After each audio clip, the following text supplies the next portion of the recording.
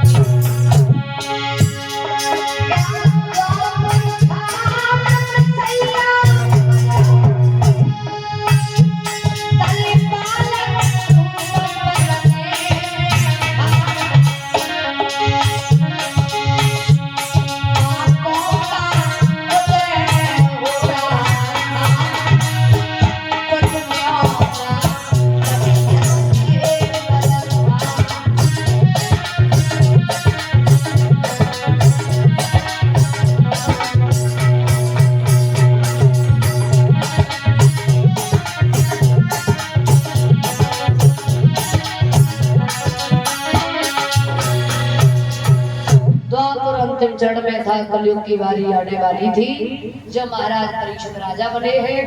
तो जब राजा बन गए तो विचार किया कैसा हमारा राज्य है कैसे लोग हमारे राज्य में रह रहे हैं। तो आज घोड़ा पर सवार होकर के महाराज परीक्षित आगे बढ़े हैं। तो क्या देखा कि सामने से गाय आ रही है, टकराती हुई, हाँकती हुई। पीछे से बैल लड़ाता हुआ आ रहा था, उनके पीछे काला कलूटा चांडाल हाथ में मूसल लिए हुए भाग रहा है। जैसे ही महाराज परीक्षित ने गाय को देखा तो गाय पर हाथ फेरने लगे हैं। और जब गाय पर हाथ फेरने लगे तो गाय ने कहा कि मैं जो आपको गाय दिखाई दे रही हूँ, लेकिन मैं गाय नहीं, मैं पृथ्वी हूँ और रसातल के लिए जा रही हूँ। बैल आगे बढ़े, कहा कि मैं जो आपको मैं बैल दिखाई दे रहा हूँ, लेकिन बैल नहीं, मैं धर्म हूँ। और सतयुग में 20 चरणों से व्यापक था, त्रेता में 14 चरणों से व्यापक था और द्वापर में 12 चरणों से व्यापक था। लेकिन जब से ये कलयुग आया है, हमारे 4 पैरों को भी तोड़े दे रहा है। कलयुग ने आते ही आते भाला तान दिए हैं। महाराज कलयुग जब आएगा, बड़े बुरे बुरे काम होंगे और कोई बेटियां नहीं मानेगा, कोई मंदिर में पूजा अर्चना करने के लिए नहीं जाएगा। कलयुग में लोग कैसे होंगे महाराज?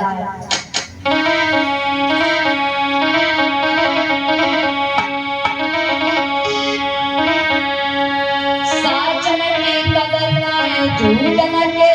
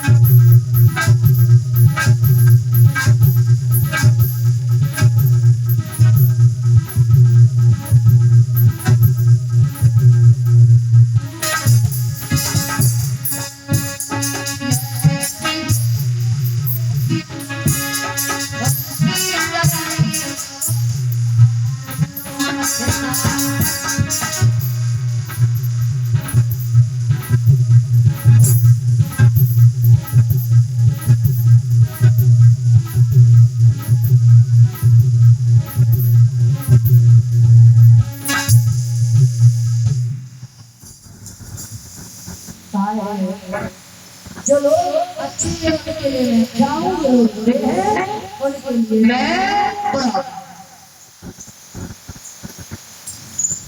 हमारे नबी है, गुण वो है। सतयुग त्रेता द्वापर में लोग हजारों वर्ष तपस्या करते थे, लेकिन उन्हें भगवान का दर्शन नहीं होता था। लेकिन मेरे युग में एक बार राम कहोगे पल में आराम मिल जाएगा। सतयुग त्रेता द्वापर में मन का ताप लगता था, लेकिन मेरे युग में बिना करेगा कोई पाप नहीं लगेगा। ठीक है, तो हम आपको छोड़ रहे हैं। बोले तो रहने के स्थान बताइए। बोले जहाँ पर झूठी गपोड़ियां बढ़ाई जाती हैं जा करके बाहर आओ। उस घर में भगवान हो जा करके बाहर आओ।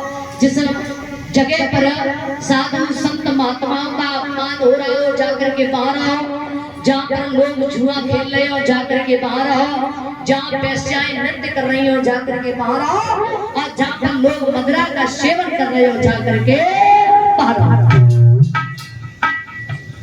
बोले कोई अच्छा भी स्थान बताइए। बोले जाओ कंचन में वास करो। तो महाराज परीक्षित के सिर में जो सोने का मुकुट रखा हुआ था, आज जैसे ही छलांग लगाई है तो महाराज परीक्षित के सिर पे कलयुग का वास हो जाता है। अब महाराज परीक्षित को बड़ी तेजी से प्यास लगी हुई है। विचार किया आगे लोमस ऋषि का आश्रम है, वहां पर रुकेंगे, विश्राम करेंगे, जल पिएंगे, तब आगे बढ़ेंगे। लोमस ऋषि के आश्रम पर पहुंचे हैं तो लोमस ऋषि भगवान के भजन में लीन थे। आज आवाज लगाई है, नेत्र खोलो, हमें बड़ी तेजी से प्यास लगी हुई है, आप हमें जल पिला दीजिए। आज महाराज जैसे ही आवाज लगाई, लेकिन उन्होंने नेत्रों को नहीं खोला, क्योंकि वो भगवान में लीन थे, भगवान का तप कर रहे थे। महाराज परीक्षित आवाज लगा रहे हैं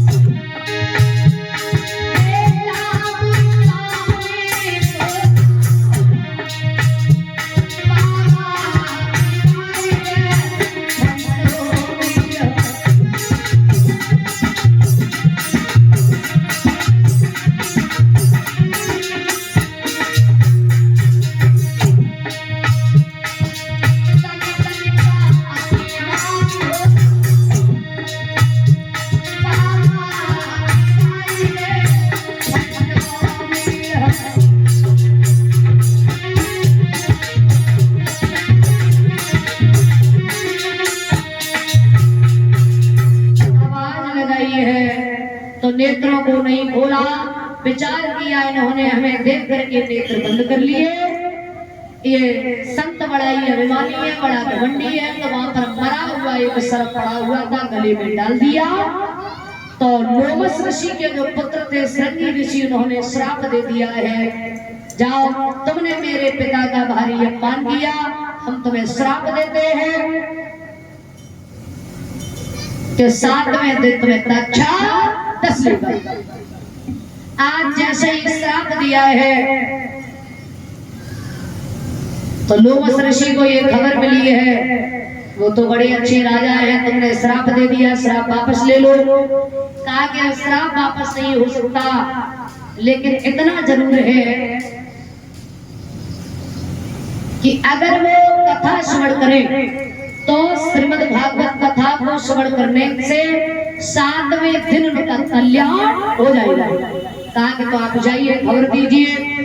आज देवदेही की श्रृंगी ऋषि पहुंचे हैं, जाकर के कहा कि आपको श्राप लगा हुआ है, 7वें दिन तुम्हें तक्षक डसलेगा, इसलिए अब आप जाइए और श्रीमद् भागवत कथा को श्रवण करिए। तो जैसे ही परीक्षित आगे बढ़े हैं तो नवंदे रोने लगे हैं। परीक्षित ने समझाया, नवंदे रो नहीं, जो है संसार में प्राणी आता है, एक न एक दिन यहाँ से सभी को जाना है, इसलिए रो नहीं। कि दुखी देख के नारे तो बोले वचन उच्चार, और ये दिन सबके सामने क्यों चिंता कर रही नार। कहा चिंता नहीं करो, आज जाकर के हर हर गंगा के तट पर पहुंचे हैं। बालू का टीला बनाया, श्री सुखदेव भगवान का आह्वान किया गया। तो परीक्षित कथा श्रवण करने के लिए बैठते हैं। तो श्री सुखदेव भगवान महाराज परीक्षित को वहां पर कथा श्रवण कराते हैं। एक नहीं 88,000 ऋषि कथा श्रवण करने के लिए आते हैं, और जो नहीं आता है उन्हें भृगु ऋषि बुला करके लेकर के आते हैं। तो महाराज श्री सुखदेव भगवान महाराज परीक्षित को वहां पर कथा श्रवण करा रहे हैं। बोलिए परीक्षित महाराज के। आइए सभी लोग तालियों के साथ में भगवान का भजन बोलेंगे, उसके बाद आरती करवाएगा। तब तक परीक्षित जी आप आरती की थाली तैयार कर लें।